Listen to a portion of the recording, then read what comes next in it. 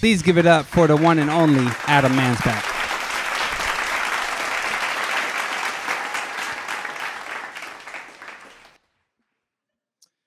Give it up for my man, Josh Healy.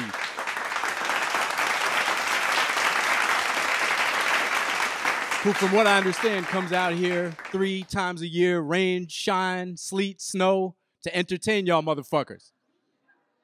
That's not a small achievement for a man as busy, all right, as lazy as Josh. I love you, man.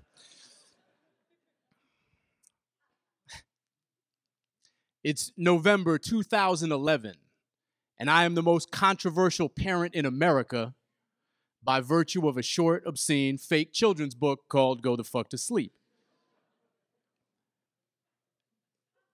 For those who don't know the book, it's 14 stanzas long, contains about 400 words, many of them repeated more than once, and I wrote it in 38 minutes with no pants on.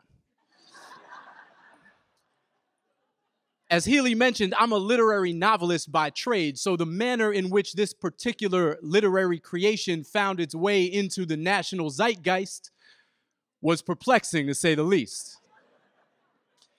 I wrote it when my daughter Vivian, my beautiful, amazing, lovely daughter Vivian, was 2.5, and sleeping was not high on her list of priorities.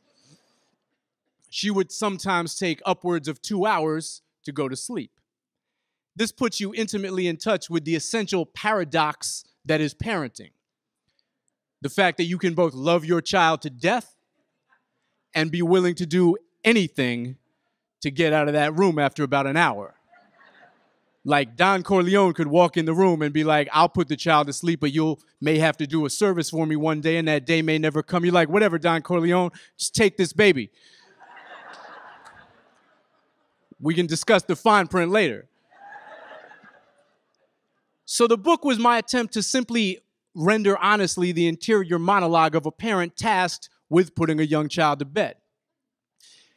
The book was meant to be published in October of 2011, but about 6 months before that, in April, I gave a public reading of the book at a museum in Philadelphia where I was living.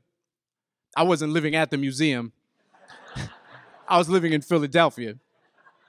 Anyway, it was an evening of short performances, 10-minute performances. There were about 50 of them, and I went on last after a 94-year-old tap dancer. Suffice it to say, you don't really ever want to follow a 94-year-old. Like, not on the highway, not on stage, just generally not at all. So I take the stage and I read the book, and it was well received by about 200 people, but I didn't think much of it. I went home, I went to sleep. And when I woke up the following day, the book was ranked 125th on Amazon in books. As a literary novelist, I didn't even know numbers that low existed. And by the end of the week, the book had shot all the way up to number 1. I don't want to get overly technical here, but the book did not exist.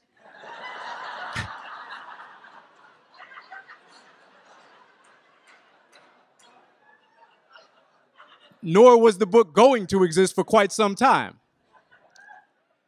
But there it sat at number 1, and things began to get crazy.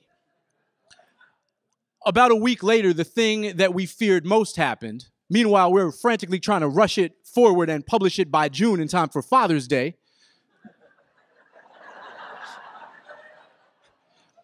A week later, a PDF of the book, which we had put together to send to booksellers because we anticipated that they might be reluctant to support or even stock a book called Go the Fuck to Sleep. This PDF leaked and was ricocheting all over the internet and landing in hundreds of thousands of people's inboxes. And we were terrified. We thought we were dead in the water. Luckily, it turns out that it is bad form to show up at a baby shower with a low-resolution, printed out, stapled together, you know, thing that you print and be like, here, it's a wonderful time in your life. We love you very much. A woman in Australia posted the entire book as a Facebook album. So I wrote her what I thought was a very polite email and said, look, I'm glad you support the book. We appreciate it, but call us old-fashioned. We would like to sell a few copies when we eventually publish it, so could you please take this album down? And she wrote back and said, I'm happy to take it down if you like, but you should know that 700 people have asked me where I can get the book since I posted it yesterday, and I'm sending them all to Amazon. And I was like, please ignore my previous email.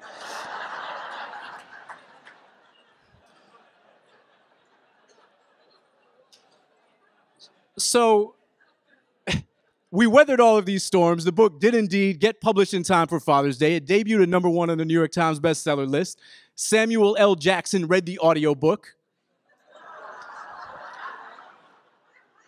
Probably his best work since Pulp Fiction. And things just kind of got crazier and crazier. A group in New Zealand made a very concerted effort to get the book banned. They were called Family First New Zealand. They put out a press release that was amazing. I have it framed in my office now. It said, while this book may be harmless and even amusing in the hands of normal, well-adjusted adults, it could pose a real danger in the hands of aggressive, dysfunctional parents. The same could, of course, be said of a spoon.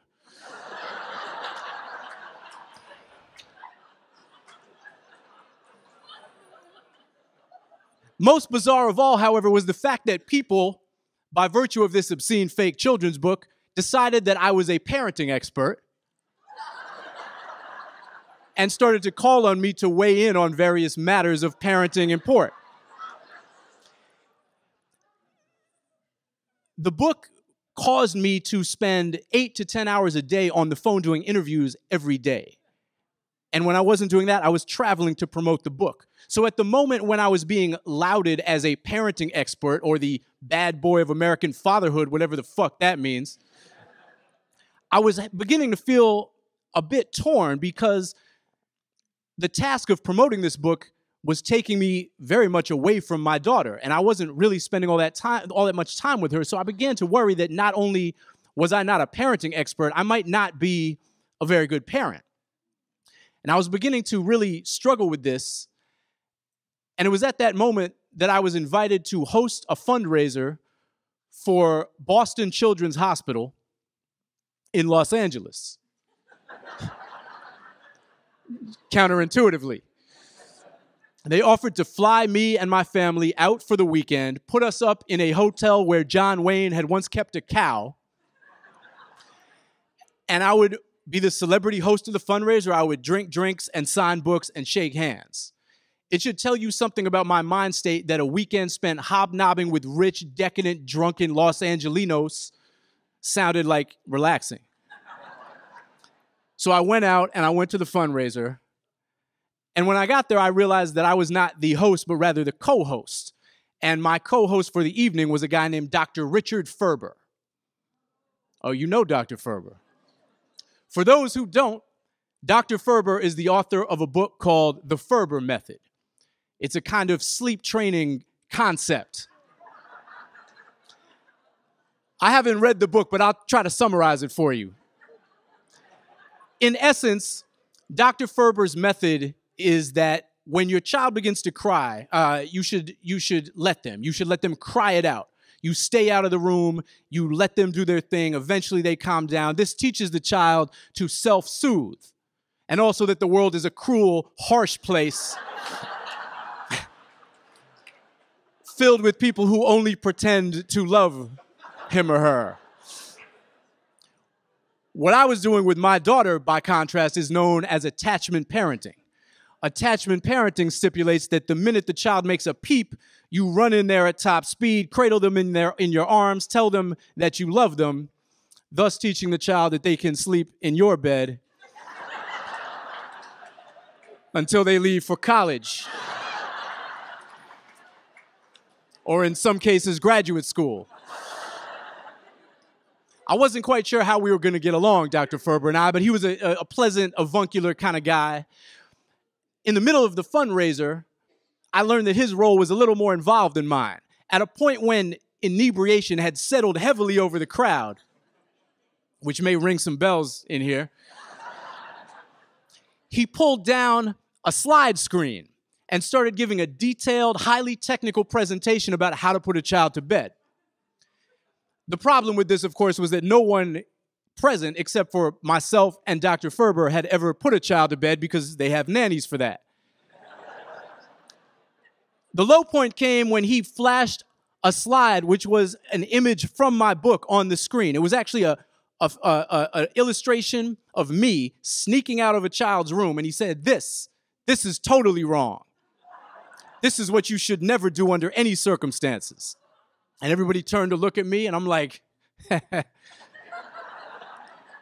Dr. Ferber threw me under the sleep training bus. I go back to my hotel room, and waiting for me is an email from Dr. Ferber. And the subject heading of the email is, "Why didn't you tell me that I know you?" I'm like, Dr. Ferber has lost his fucking mind.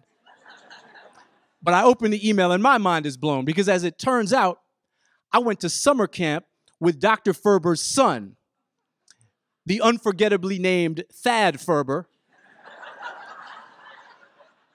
20-something years ago, until I got kicked out. Thad Ferber lived 2 towns away from me in Massachusetts, which was an insurmountable distance when you're 13. So I only saw Thad Ferber once that year in 1990. And the two of us made a trip to Tower Records in downtown Boston to buy rap records. I was a DJ and an MC. This is what I did. So Thad Ferber and I walk into Tower Records, go up to the rap section, and find that it is being guarded by a life-sized cardboard cutout of MC Hammer. Controversial in his own right in 1990. Not really considered to be the most authentic or talented of dudes by hip-hop aficionados like myself. So naturally, I ripped the head off the cardboard cutout and shoved it in my jacket in an act not so much of theft as decapitation. Thad Ferber and I attempted to leave Tower Records and were accosted and captured by security as we tried to go through the revolving door.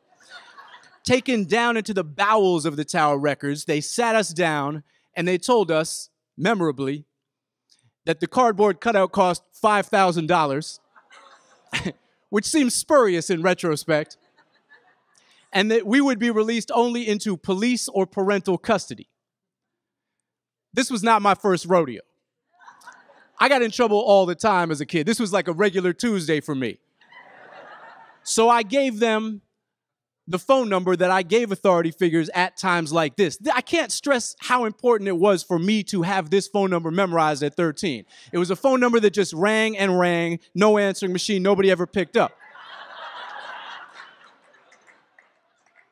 So I gave them the phone number, and it rang, and they would have gotten bored and tried it a couple times and let us go after about 15 minutes, except for the fact that Thad Ferber had never been to the rodeo before.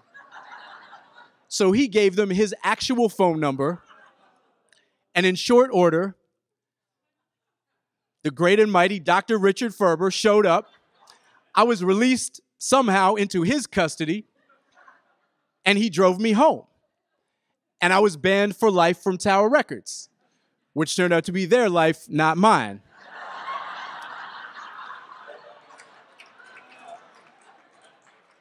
And all of this came flooding back to me vividly as I read this email. And I felt a great sense of relief, because clearly, even the great and wise Dr. Ferber was not so infallible as a parent in that he had let his son hang out with me. And I started to think, maybe I'm not such a fraud after all. Maybe I am as much and as little of a parenting expert as anybody who's ever raised a child. Maybe I do know a few things, like keep your sense of humor no matter what happens, or embrace the absurdity of the situations in which you find yourself. Or even, there are worse things than spending a couple hours with the person you love most in the world. You could be in the basement of a Tower Records, or watching a slideshow from Dr. Ferber. So with a profound sense of relief, I packed up my family, and for the first time in what felt like a very long time, we went home. Thank you.